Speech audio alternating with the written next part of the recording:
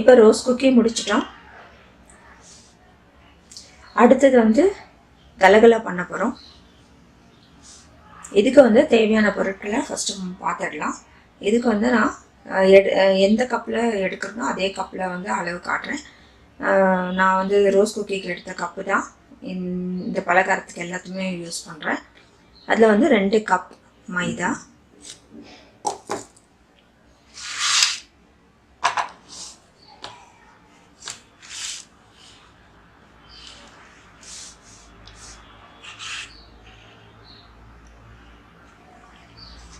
அரை கப் சர்க்கரை, 3 ஏலக்காய், 1/4 கப் ரவை, 2 டேபிள் ஸ்பூன் நெய் உருக்கி வச்சுருக்கேன், கொஞ்சம் உப்பு, 1/4 டீஸ்பூன் பேக்கிங் பவுடர். இவ்வளோதான். நம்ம முட்டை போட்டும் செய்யலாம், முட்டை இல்லாமையும் செய்யலாம். இது முட்டை இல்லாமல் தான் நான் செய்கிறேன். அதுக்கப்புறம் நம்ம வந்து ரோஸ் குக்கி பண்ணினோம் இல்லையா, அந்த பண்ணின மாவு இவ்வளோ மிச்சம் இருக்குது, அதையும் நான் ஆட் பண்ணுறேன். ஏன்னா இது வந்து கிறிஸ்மஸ்க்கு தான் பலகாரம் செய்ய போகிறோம். அதனால் வந்து இதில் முட்டை இருந்தாலும் நம்ம ஆட் பண்ணிக்கலாம். இது வேஸ்ட்டாக போகிறதுனால நான் இதில் ஆட் பண்ணுறேன். அப்படி உங்களுக்கு வேண்டாம், முட்டையே வேண்டான்னா இந்த இன்க்ரீடியன்ஸ் வச்சு நீங்கள் செஞ்சுக்கலாம். இதுக்கு தேவையான தண்ணி நம்ம ஊற்றிக்கலாம். இப்போ எப்படி பண்ணுறதுன்னு பார்க்கலாம்.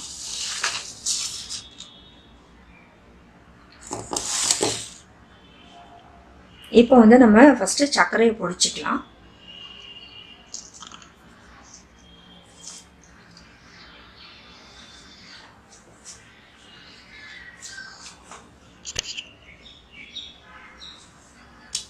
இப்போ சர்க்கரை பொடிச்சாச்சு, இதில் ஆட் பண்ணிக்கலாம்.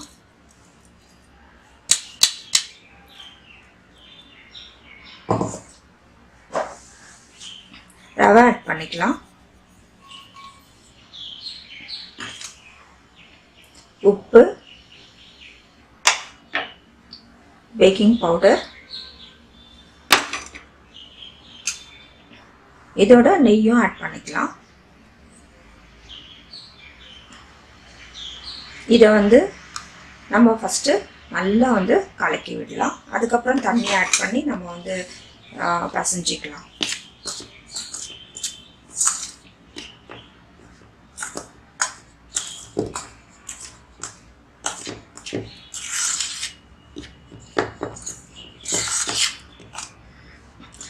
உங்களுக்கு நிறையா குவான்டிட்டி நிறையா வேணும்னா நீங்கள் வந்து இதில் டபுள் பண்ணிக்கோங்க இந்த மெஷரில்.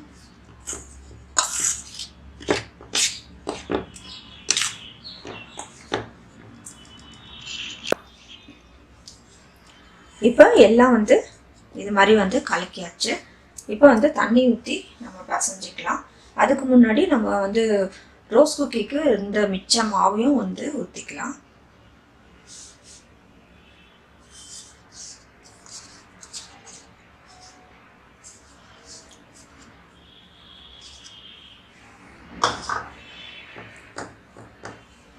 கொஞ்சம் தண்ணி ஊற்றிக்கலாம்.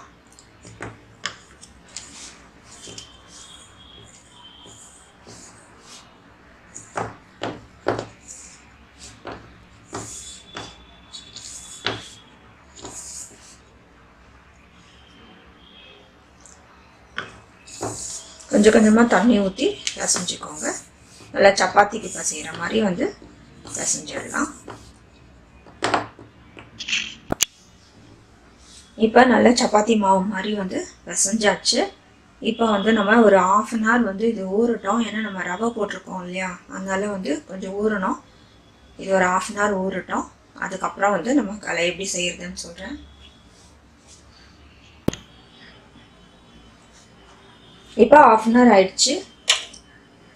நீங்கள் என்ன பண்ணுறீங்க, கொஞ்சம் மாவு எடுத்து இது மாதிரி வந்து சின்ன சின்ன உருண்டையாக வந்து உருட்டிக்கலாம். மற்ற எல்லாமே உருட்டிட்டிங்கன்னா மாவு காஞ்சிரும். அதனால வந்து பேட்சாக பண்ணிக்கலாம். இப்போ என்ன பண்ணணும்னா, இப்போ இந்த ஒரு உருண்டையை எடுத்து நல்லா வந்து இது மாதிரி வந்து ஒரு ஃபோக் எடுத்துக்கோங்க. ஃபோக் பின்னாடி நல்லா இது மாதிரி வந்து ஃப்ளாட்டாக தட்டிக்கோங்க. இப்போ நல்லா கொஞ்சம் அழுத்தி, அதாவது இந்த பக்கம் அந்த மார்க் இருக்கணும், அது மாதிரி. அதுக்கப்புறம் இப்படி விரல் வச்சு இது மாதிரி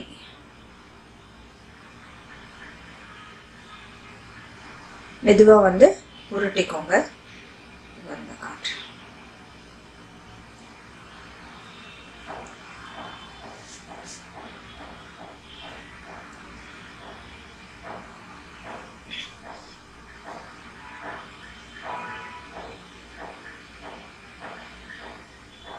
இது போல் எல்லாத்தையும் இது போல் பண்ணிக்கோங்க.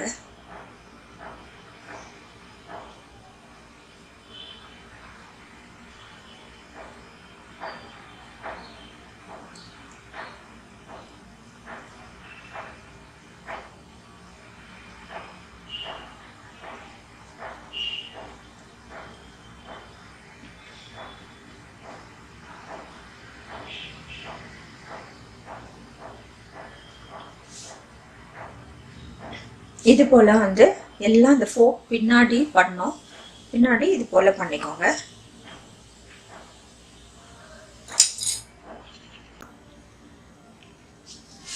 இது போல் வந்து நம்ம ஒரு பேட்சாக பண்ணிக்கலாம்.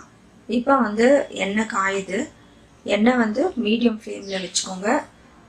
கொஞ்சம் லோவாகவே இருக்கட்டும், ஏன்னா உள்ளெல்லாம் வேகணும். இது வந்து நல்லா வந்து பாருங்கள் திக்காக இருக்கு இல்லையா, அதனால உள்ளெல்லாம் வேகணும். நீங்கள் நிறைய ஹை ஃப்ளேமில் வச்சிட்டிங்கன்னா மேலே வெந்துடும், ஆனால் உள்ளே வந்து உங்களுக்கு வேகாது. இப்போ நம்ம வந்து வேக வச்சுக்கலாம். பேட்சாக பண்ணுங்கள். அதுதான் இப்போ நம்ம இது வேகிறதுக்குள்ளே இன்னொரு பேட்ச் பண்ணிடலாம். இப்போ ஆயிலில் போட்டுடலாம்.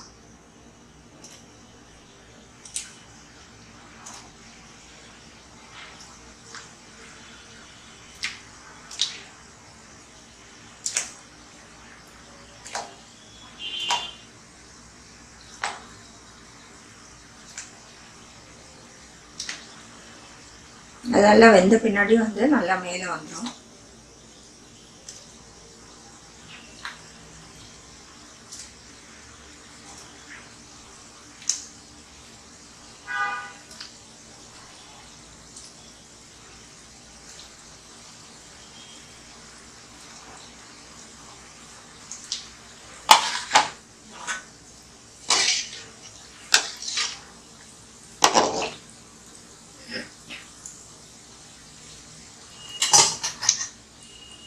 அது வேகட்டும்.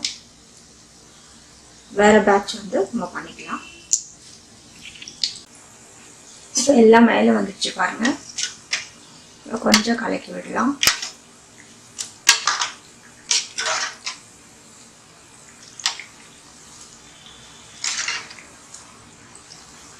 நல்லா வேகட்டும். நல்லா வந்து ப்ரௌனாக ஆன பின்னாடி தான் எடுக்க போகிறோம்.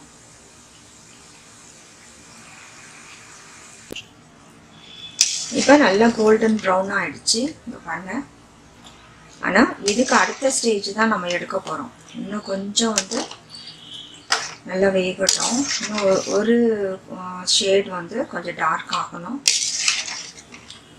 இன்னும் கொஞ்சம் வேகட்டும். ஏன்னா வந்து இது வந்து உள்ள திக்காக இருக்கிறதுனால வந்து கொஞ்சம் நேரம் வேகணும். இப்போ நம்ம வேகிறதுக்குள்ளே அடுத்த பேட்ச் வந்து ரெடி பண்ணியாச்சு. இப்போ இதையும் போட்டு நம்ம ஃப்ரை பண்ணிக்கலாம். இப்படியே வந்து நீங்கள் எல்லாத்தையும் வந்து பேட்சாக பண்ணணும். இதையும் வந்து நம்ம வேக வச்சு எடுத்துக்கலாம். இதே போல் வந்து பேட்சாக நம்ம பண்ணினோன்னா மாவு வந்து காயாது.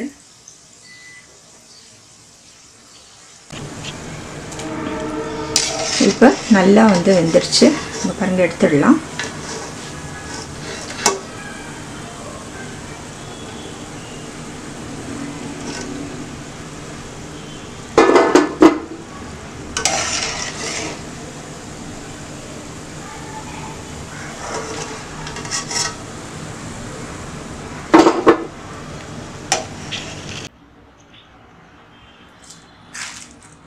கலகலா ரெடி ஆயிடுச்சு.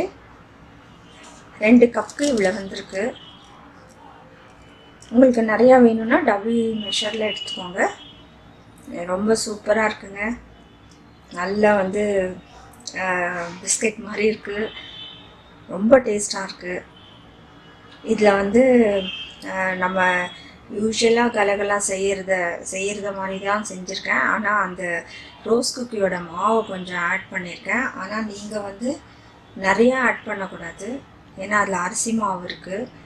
நீங்கள் வந்து அது எனக்கு 1/4 கப் தான் மீந்துச்சு. எவ்வளோ ரோஸ் குக்கி வருமோ அவ்வளோ வரைக்கும் நம்ம செஞ்சிடணும். மிச்சம் வந்து எனக்கு ஒரு 1/2 கப் கிட்ட, 1/4லேருந்து 1/2 கப் வரைக்கும் தான் இருந்துச்சு. அதை நான் மிக்ஸ் பண்ணேன். ரொம்ப நல்லாயிருக்கு, நீங்களும் செஞ்சு பாருங்கள். அது இல்லாமையும் செய்யலாம். ஏற்கனவே எங்கள் சேனலில் கலகலா இருக்குது, அதை நீங்கள் பாருங்கள். ரொம்ப டேஸ்ட்டாக இருக்குது. அடுத்தது நம்ம என்ன செய்கிறேன்னு சொல்கிறேன்.